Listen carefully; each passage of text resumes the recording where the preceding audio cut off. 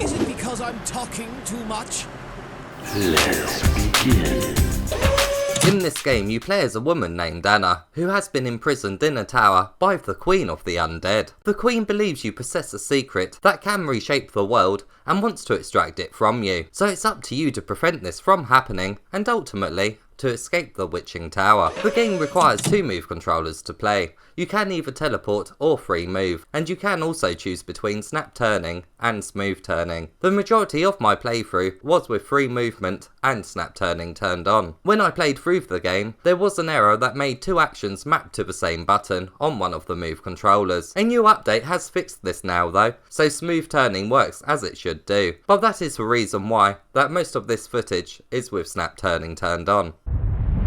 You begin your escape at the top of the tower. Each level takes place on a different floor and each has its own theme and traps to avoid. There is 2 main gameplay elements in the game, combat and puzzle solving. The combat is pretty poor though. Enemies' movement patterns are basic due to them usually just moving towards you, which can result in bats flying head on into walls, and the enemies' attacks are also easy to predict, as they do the same ones over and over again. After reading the game's description, I saw that there is a way to parry incoming attacks, but I was never able to fully pull this off in the game. Even if I had figured it out though, it would likely still be quicker just to circle around them and deal damage by waving your sword around frantically, especially on the many enemies that hide behind shields. As well as a sword, you also receive a bow. The bow mechanics are pretty decent, although from time to time, instead of loading a new arrow, my hand would grab and hold the bow instead. The collision detection between holding the bow and loading an arrow is a bit too close. The sound effects can also cause some confusing moments in combat too, in particular on the dogs, as their attacking growl can still be heard momentarily as they are disappearing.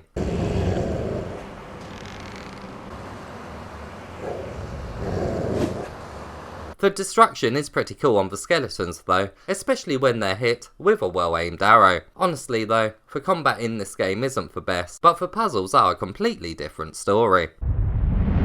The puzzles in the game are very well done, and there is a brilliant amount of variety here. To actually solve a lot of them, it does require you to interact with different physics-based objects. The interaction is very fluid, and because of the diverse amount of mechanisms you handle, each time you come across a new one, it does give a great sense of intrigue, especially with their mystical looking designs. Some puzzles simply have you experimenting with levers, whilst others will require another object to be used on them as well. These objects can be transported thanks to an inventory system, which is located on your left hand. It's easy to use, just like the magical lasso that is attached to your right hand. This also plays a part in puzzle solving, as it can be used to interact with things from far away, and can also be used to destroy things. Latching on and then tugging feels amazing, especially when more of the amazing object physics destruction is seen after.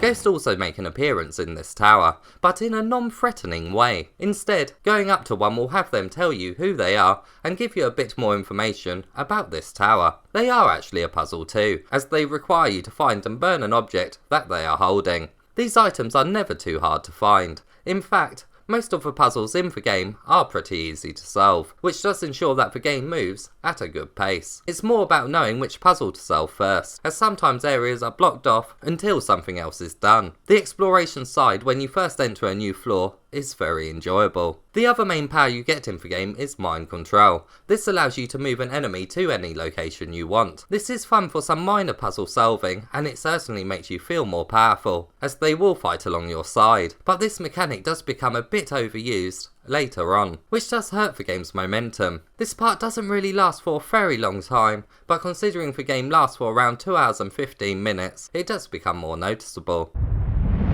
Collectibles come in the form of music boxes and cards. The music boxes have amazing designs and moving pieces just like the rest of contraptions in the game. Instead of playing music though, these play voice recordings that further inform you of the lore of this world. The cards are for real collectibles here though, as they make your sword stronger. The detail on their images is actually very good. The artwork is fantastic, and it can really be appreciated thanks to the sharp visuals. If you're a completionist, you will be very happy to know that there is a screen that tells you at the end of each level if you still have some collectibles left to find, which is great if you're aiming for the game's platinum trophy. There are some hidden ones in the list, which I won't show here just in case some people want to come across them naturally. If you're aiming for platinum on your first attempt though, you should really take a look at the full list before playing, as some trophies can certainly be missed, such as killing an enemy with a trap and for completing a puzzle in a certain amount of time. You will need to find all the collectibles too, but this shouldn't be that hard, as they're normally pretty much on display, rather than being hidden from view. Overall, it's a great trophy list, as it's not too difficult at all, and it also offers some extra challenges.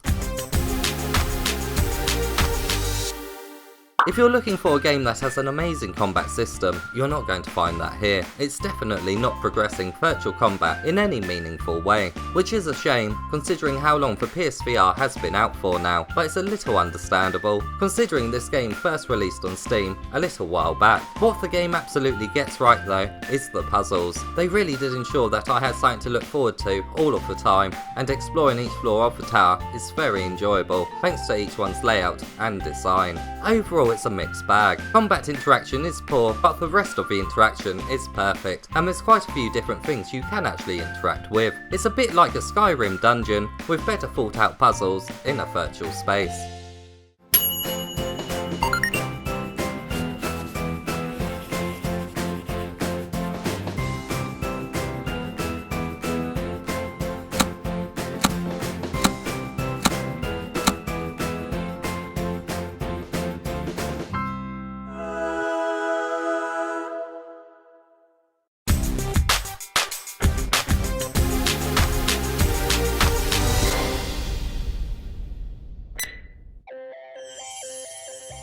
If you can look past the combat and don't mind waving your hands around every so often, then I'm sure you will get some enjoyment here. As always, if you enjoyed this review, please give it a thumbs up and subscribe for more PSVR content.